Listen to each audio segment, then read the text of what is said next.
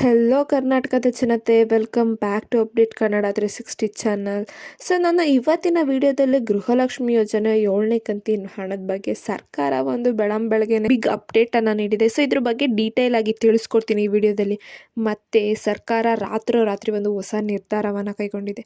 So ಇದುವರೆಗೂ ಯಾರಿಗೆ ಬರೀ ಕೆಲವು ಕಂತಿನ ಹಣ ಬಂದು ಇನ್ನು 4, 5, 6 ಈ 3 ಕಂತಿನ ಹಣ ಬಂದಿಲ್ಲ, ಅಥವಾ ಯಾವುದೇ 3 ಕಂತಿನ ಹಣ ಬಂದಿಲ್ಲ ಅಂದರೆ ಅಂಥವ್ರಿಗೆ ಸರ್ಕಾರ ಒಂದು ಗುಡ್ ನ್ಯೂಸ್ನ ನೀಡಿದೆ. ಸೊ ಯಾರ್ಯಾರೆಲ್ಲ ಪೆಂಡಿಂಗ್ ಹಣಕ್ಕೋಸ್ಕರ ಕಾಯ್ತಿದ್ರೆ ಅವರು ಈ ವಿಡಿಯೋನ ಮಿಸ್ ಮಾಡ್ದಲೇ ನೋಡಬೇಕು. ಸೊ ವಿಡಿಯೋನ ಸ್ಕಿಪ್ ಮಾಡಬೇಡಿ, ಕೊನೆವರೆಗೂ ನೋಡಿ. ಮತ್ತು ನೀವೇನಾದರೂ ನಮ್ಮ ಚಾನಲ್ಗೆ ಸಬ್ಸ್ಕ್ರೈಬ್ ಮಾಡ್ಕೊಂಡಿಲ್ಲ ಅಂದರೆ ದಯವಿಟ್ಟು ಚಾನಲ್ಗೆ ಸಬ್ಸ್ಕ್ರೈಬ್ನ ಮಾಡ್ಕೊಳ್ಳಿ. ವಿಡಿಯೋನ ಆದಷ್ಟು ಎಲ್ಲರಿಗೂ ಶೇರ್ ಮಾಡಿ, ಅವ್ರಿಗೂ ಇನ್ಫಾರ್ಮೇಷನ್ ಗೊತ್ತಾಗುತ್ತೆ ಯಾರ್ಯಾರೆಲ್ಲ ಪೆಂಡಿಂಗ್ ಹಣಕ್ಕೋಸ್ಕರ ಕಾಯ್ತಿದ್ರು. ಮತ್ತು ವಿಡಿಯೋಗೆ ಲೈಕ್ ಕೊಟ್ಬಿಟ್ಟು ವಿಡಿಯೋನ ನೋಡಿ.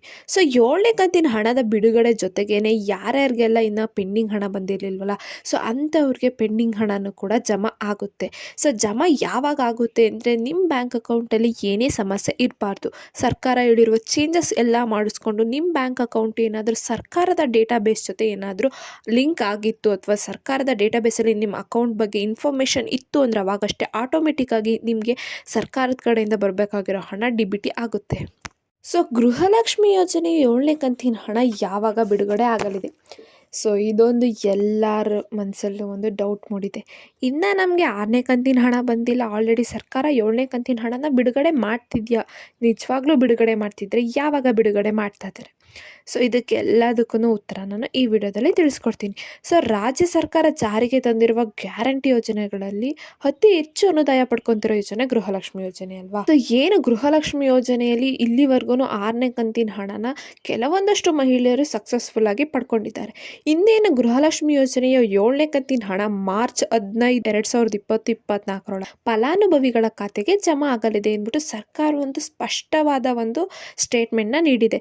ಸೊ ಮಾರ್ಚ್ ತಿಂಗಳ ಕೊನೆಯ ದಿನಾಂಕದೊಳಗೆ ಎಲ್ಲರ ಮಹಿಳೆಯರಿಗೂ ಕೂಡ 7ನೇ ಕಂತಿನ ಹಣ ಜಮಾ ಆಗುತ್ತೆ. ಅಂದರೆ ಮಾರ್ಚ್ 31ರೊಳಗೇನೆ ಎಲ್ಲರ ಮಹಿಳೆಯರ ಖಾತೆಗೆ ಜಮಾ ಮಾಡೋಕ್ಕೆ ಸರ್ಕಾರದವರು ಟ್ರೈ ಮಾಡ್ತಾರೆ. ಯಾವ ಮಹಿಳೆಯರಿಗೆ ಹಣ ಜಮಾ ಆಗುತ್ತೆ ಅಂದರೆ ಇಲ್ಲಿವರೆಗೂ ಯಾರಿಗೆ 6ನೇ ಕಂತಿನ ಹಣ ಯಶಸ್ವಿಯಾಗಿ ಪಡ್ಕೊಂಡಿದ್ದಾರಲ್ಲ, ಸೊ ಅಂಥವ್ರಿಗೆ 7ನೇ ಕಂತಿನ ಹಣ ಬರೋದ್ರಲ್ಲಿ ಯಾವೇ ಡೌಟ್ ಇಲ್ಲ. ಸೊ ಈಗ 5ನೇ ಕಂತಿನ ಹಣ ಬಂದು 6ನೇ ಕಂತಿನ ಹಣ ಬಂದಿಲ್ಲ, ಕಾಯ್ತಾ ಇದ್ರೆ ನೀವು ಒಂದು ಯೋಚನೆ ಮಾಡಿ. ನೀವೇನಾದರೂ ಅಪ್ಡೇಟ್ನ ಮಾಡಿಸ್ಕೊಂಡು ನಿಮಗೆ ಗೃಹಲಕ್ಷ್ಮಿ ಯೋಜನೆಗೆ ಅದನ್ನು ಅಪ್ಡೇಟನ್ನು ಲಿಂಕ್ ಮಾಡಿಸಿಲ್ಲ ಅಂದರೆ ಆವಾಗ ನಿಮಗೆ 6ನೇ ಕಂತಿನ ಹಣ ಬರ್ದಲ್ಲೇ ಇರೋಕ್ಕೆ ಒಂದು ಚಾನ್ಸ್ ಇರುತ್ತೆ. ಇವಾಗ ನೀವು ರೇಷನ್ ಕಾರ್ಡಲ್ಲಿ ಚೇಂಜಸ್ ಮಾಡಿಕೊಂಡು ಮತ್ತೆ ಏನಾದರೂ ಗೃಹಲಕ್ಷ್ಮಿ ಯೋಜನೆಗೆ ಅದನ್ನು KYC ಅಥವಾ ಆಧಾರ್ ಸೀಡಿಂಗ್ ಅಥವಾ NPCI ಮ್ಯಾಪಿಂಗ್ ಮಾಡಿಸಿಲ್ಲ ಅಂದರೆ ನಿಮಗೆ ಅದಕ್ಕೋಸ್ಕರ 6ನೇ ಕಂತಿನ ಹಣ ಬಂದಿರಲ್ಲ. ಸೊ ಅದಕ್ಕೆ ಯಾರ್ಯಾರೆಲ್ಲ ಚೇಂಜಸ್ನ ಮಾಡಿಸ್ಕೋಬೇಕು ದಯವಿಟ್ಟು ಚೇಂಜಸ್ನ ಮಾಡಿಸ್ಕೊಳ್ಳಿ. ಮತ್ತು ಇದ್ರ ಜೊತೆಗೆ ಇಲ್ಲಿವರೆಗೂ 3 ಕಂತಿನ ಹಣ ಸಿಕ್ಕಿದ್ದು, ಉಳಿದ ಕಂತಿನ ಹಣ ಯಾವುದು ಮಹಿಳೆಯರ ಖಾತೆಗೆ ಬಂದಿಲ್ಲ ಅಂದರೆ ಅವ್ರಿಗೂ ಕೂಡ ಒಟ್ಟಾರೆಯಾಗಿ 8,000 ರೂಪಾಯಿ ಜಮಾ ಮಾಡಲು ಸರ್ಕಾರ ನಿರ್ಧರಿಸಿದೆ. ಸೊ ಮಹಿಳೆಯರು ತಮ್ಮ ಖಾತೆಯಲ್ಲಿರುವ ಸಮಸ್ಯೆಯನ್ನು ಪರಿಹರಿಸ್ಕೊಂಡ್ರೆ ಮಾತ್ರ ಪೆಂಡಿಂಗ್ ಇರುವ ಹಣ ಕೂಡ ನಿಮ್ಮ ಸರ್ಕಾರದ ಕಡೆಯಿಂದ ಫಲಾನುಭವಿಗಳ ಖಾತೆಗೆ ಬಂದು ಡೆಪಾಸಿಟ್ ಆಗುತ್ತೆ. ಒಂದು ವೇಳೆ ಆ ಬ್ಯಾಂಕ್ ಖಾತೆಗೆ ನೀವು ಎಲ್ಲ ಚೇಂಜಸ್ ಮಾಡಿಸ್ಕೊಂಡ್ರೂ ಹಣ ಬರ್ತಿಲ್ಲ ಅಂದರೆ ಬೆಸ್ಟ್ ನೀವು ಪೋಸ್ಟ್ ಆಫೀಸಲ್ಲಿ ಒಂದು ಖಾತೆನ ತೆರೆಯೋದು. ಇದ್ರ ಮೂಲಕ ನಮಗೆ ಗೃಹಲಕ್ಷ್ಮಿ ಯೋಜನೆ ಹಣ ಬರುವಂತೆ ಆಗುತ್ತೆ. ಸೊ ಇಷ್ಟು ಹೇಳ್ತಾ ಇಟ್ಬಿಟ್ಟು ಗೃಹಲಕ್ಷ್ಮಿ ಯೋಜನೆ ವಿಡಿಯೋ ನಿಮಗೆ ಇಷ್ಟ ಆಯಿತು ಅಂದ್ಕೊತೀನಿ. ಇಷ್ಟ ಆದರೆ ದಯವಿಟ್ಟು ಚಾನಲ್ಗೆ ಸಬ್ಸ್ಕ್ರೈಬ್ನ ಮಾಡ್ಕೊಳ್ಳಿ. ಇದೇ ಥರ ಯೂಸ್ಫುಲ್ ಇನ್ಫಾರ್ಮೇಷನ್ನ ನಾವು ನಮ್ಮ ಚಾನಲಲ್ಲಿ ಅಪ್ಲೋಡ್ ಮಾಡ್ತೀವಿ. ವಿಡಿಯೋನ ಆದಷ್ಟು ಶೇರ್ ಮಾಡಿ. ಏನೇ ಪ್ರಾಬ್ಲಮ್ ಇತ್ತಂದರೆ ಕಮೆಂಟ್ನ ಹಾಕಿ. ಧನ್ಯವಾದಗಳು.